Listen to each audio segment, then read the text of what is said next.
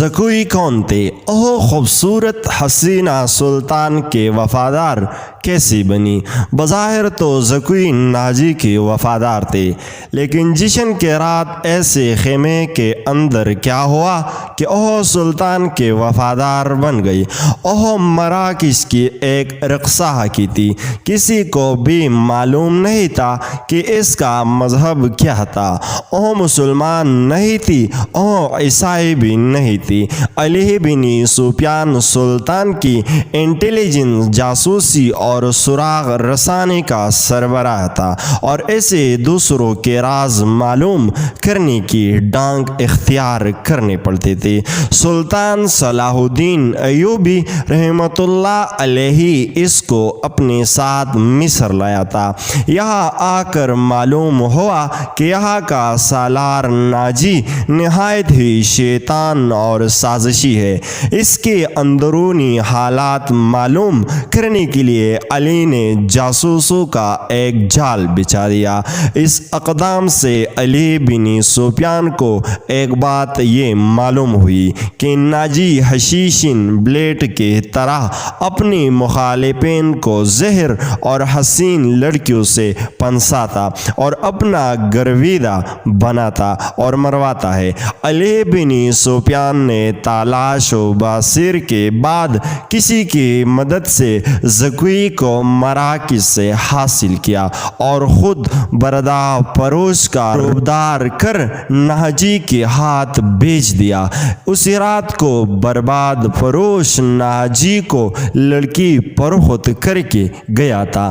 اوہ علی بن سفیان تھا، زکوی میں ایسا جادو تھا کہ ناجی اس کو سلطان کی پنسانے کے لیے استعمال کرنا چاہتا تھا، لیکن ناجی خود اس لڑکی کے دام میں پھنس گیا، اور پنسانا بھی ایسا کہ زکوی کے سامنے وہ اپنے سالار سے تمام باتیں کیا کرتا تھا۔ ناجی نے زکوی کو جشن کے رات سلطان صلاح الدین ایوبی کے خیمے میں بیچ دیا اور اپنی اس فتح پر بہت خوش ہو رہا تھا کہ اس نے صلاح الدین کا بت توڑ دیا ہے۔ اب وہ اس لڑکی کے ہاتھوں سلطان صلاح الدین ایوبی رحمۃ اللہ علیہ کو شراب پلا سکے گا اور سلطان معظم کو اپنا گرویدہ بنا لے گا۔ مگر ناجی کی تو فرشتوں کو بھی علم نہ ہو سکا کہ زکوی سلطان کی جاسوس تھی۔ زکوی سلطان کو اسی رات رپورٹی دیتے رہی اور سلطان سے ہدایات لیتے رہی۔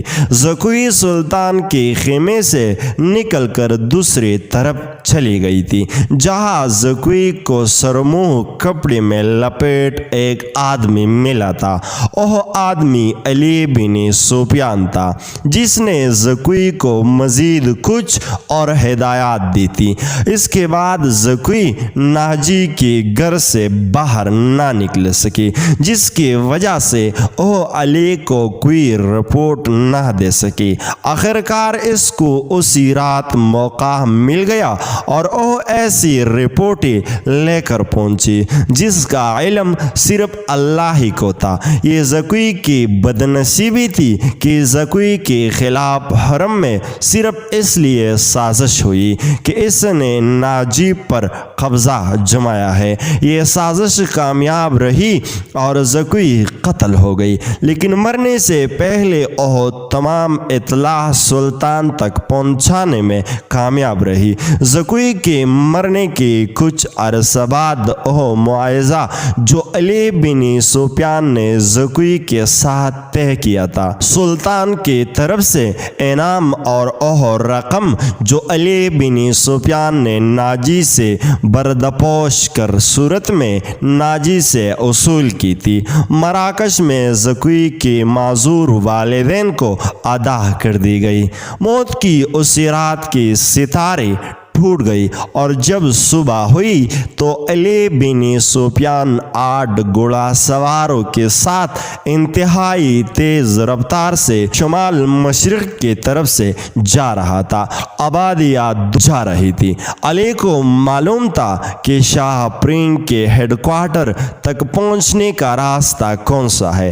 رات انہوں نے گھوڑوں کو آرام دیا۔ یہ عربی گھوڑے تھے جو تکی ہوئی بھی تازہ دم لگتی تھی۔ دور کھجور کے چند درختوں میں علی کو 2 گھوڑے جاتے نظر آئے۔ علی نے اپنے دستے کو راستہ بدلنے اور آؤٹ میں ہونے کے لیے ٹیلوں کو ساتھ ہو جانے کو کہا۔ علی صحرا کا رازدان تھا، بھٹکنے کا کوئی خدشہ نہیں تھا۔ علی نے رفتار اور تیز کر دی۔ اگلے 2 سوار اور اس دستے کے بیچ کوئی 4 میل کا فاصلہ رہ گیا۔ یہ فاصلہ تو طے ہوا لیکن گھوڑے تھک گئی تھی اور جب کھجوروں کے درختوں تک پہنچی تو وہ 2 سوار کوئی 2 میل دور مٹی کے ایک پہاڑ کے ساتھ جا رہی تھی۔ ان کے گھوڑے بھی شاید تھک گئے تھے۔ دونوں سوار اترے اور نظروں سے اوجھل ہو گئی۔ وہ پہاڑیوں کی اوٹ میں بیٹھ گئی ہے، علی نے کہا اور راستہ بدل لیا۔ فاصلہ کم ہوتا گیا اور جب فاصلہ کچھ 100 گز رہ گیا تو وہ دونوں بندے اوٹ سے باہر آئے۔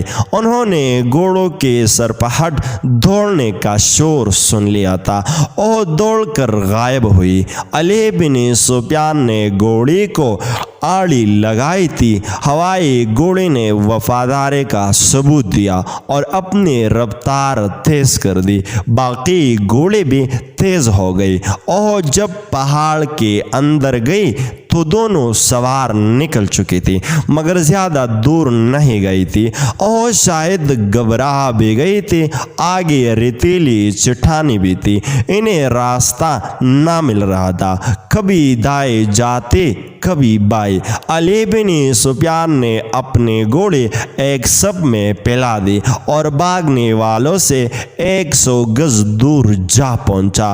ایک تیر انداز نے دوڑتی ہوئی گھوڑے سے تیر چلایا جو ایک گھوڑے کے ٹانگ میں جا لگا۔ گھوڑا بے لگام ہوا تھوڑی سی ہی اور بھاگ دوڑ کے بعد وہ دونوں گھیرے میں آ گئی تھی اور انہوں نے ہتھیار ڈال دیے۔ سوال جواب پر انہوں نے جھوٹ بولا اور اپنے آپ کو تاجر ظاہر کرنے لگی، لیکن جیسے ہی تلاشی لے گئی تو وہ تحریری پیغام مل گیا جو ناجی نے ان کو دیا۔ ان دونوں کو حراست میں لے گیا، گھوڑوں کو آرام کا وقت دیا گیا اور پھر یہ دستہ واپس آ گیا۔ سلطان صلاح الدین ایوبی رحمۃ اللہ علیہ بڑی بے چینی سے ان کا انتظار کر رہا تھا۔ دن گزر گیا، رات بھی گزرتی جا رہی تھی۔ آدھی رات گزر گئی، ایوبی لیٹ گیا اور اس کی آنکھیں لگ گئے۔ سحر کے وقت دروازے پر ہلکی سی دستک پر ایوبی کی آنکھیں کھول گئی۔ دوڑ کر دروازہ کھولا تو علی بن سفیان کھڑا تھا۔ اس کے پیچھے 8 سوار اور وہ 2 قیدی کھڑے تھے۔ علی اور قیدیوں کو سلطان نے اپنے سونے کے کمرے میں ہی بلا لیا۔ علی سلطان کو ناجی کا پیغام سنانے لگا۔ پہلے تو سلطان کے چہرے کا رنگ ہی پھیلا پڑ گیا، پھر جیسے ہی خون جوش مار کر سلطان کے چہرے اور آنکھوں میں چڑھ آیا ہو۔ ناجی کا پیغام خصوصاً طویل تھا۔ ناجی نے صلیبیوں کے بادشاہ پرنگ کو لکھا تھا کہ وہ پلاہ دن اور پلاہ وقت یونانیوں اور رومیوں اور دیگر صلیبیوں کے بحریہ سے بحریہ روم کی طرف مصر میں فوجی اتار کر حملہ کر دے گی۔ حملے کی اطلاع ملتی ہی 50,000 سوڈانی فوج بھی امیری مصر کے خلاف بغاوت کر دے گی۔ مصر کے فوجی ایک ہی وقت میں بغاوت اور حملے کے جواب کے قابل نہیں۔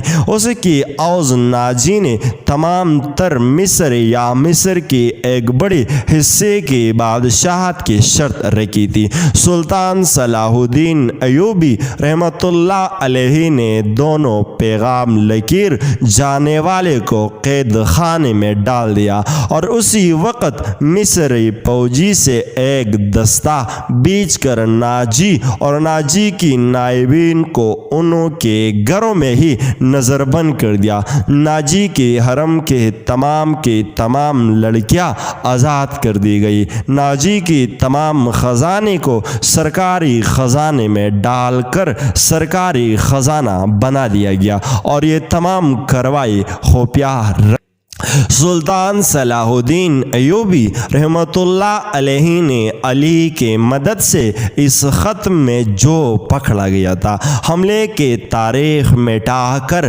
اگلی تاریخ لکھ دی۔ دو ذہین اور قابل فوجیوں کو شاہ پرنگ کے طرف روانہ کیا گیا۔ ان دونوں فوجیوں کو یہ ظاہر کرنا تھا کہ وہ ناجی کی پیمبر ہے۔ سلطان صلاح الدین ایوبی رحمۃ اللہ علیہ نے ان کو روانہ کر کے سوڈانی فوج کو مصری فوج میں مدغم کرنے کا حکم روک دیا۔ 8ویں روز وہ دونوں پیامبر واپس آ گئی اور شاہ پرنگ کا جوابی خط میں جو اس نے ناجی کے نام لکھا تھا سلطان صلاح الدین ایوبی رحمۃ اللہ علیہ کو دیا۔ شاہ پرنگ نے لکھا تھا کہ حملے کے تاریخ سے 2 دن قبل سوڈانی فوج بغاوت کر دے تاکہ سلطان صلاح الدین ایوبی کو صلیبیوں کا حملہ روکنے کا ہوش تک نہ رہے۔ علی بن سفیان نے ان 2 پیامبروں کو سلطان معظم کی اجازت سے نظر بند کر دیا۔ یہ نظر بندی باعزت تھی جس میں دونوں کے آرام اور بہترین کانوں کا خاص خیال رکھا گیا۔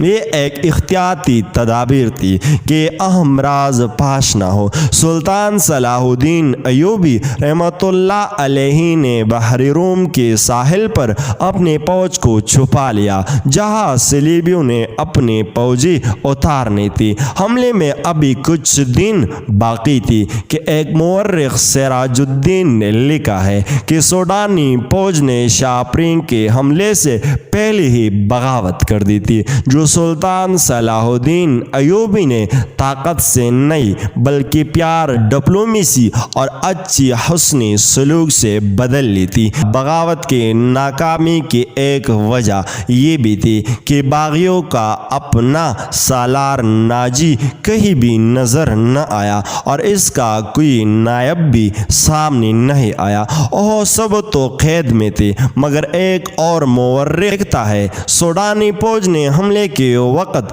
بغاوت کی تھی۔ تاہم یہ دونوں مورخ باقی تمام واقعات پر متفق نظر آتے ہیں۔ دونوں نے لکھا ہے کہ سلطان صلاح الدین ایوبی رحمۃ اللہ علیہ نے ناجی اور اس کے نائبین کو سزائے موت کی سزا دے کر رات میں ہی گمنام قبروں میں دفن کر دیا۔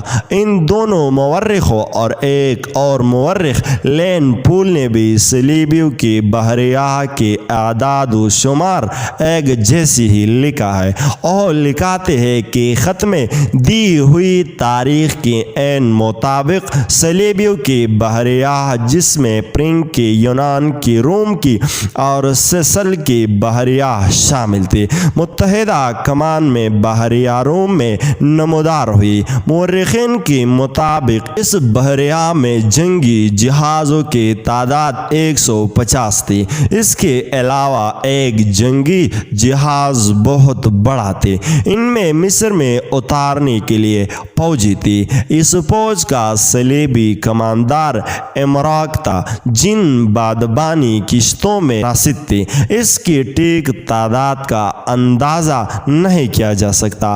جہاز 2 قطاروں میں آ رہے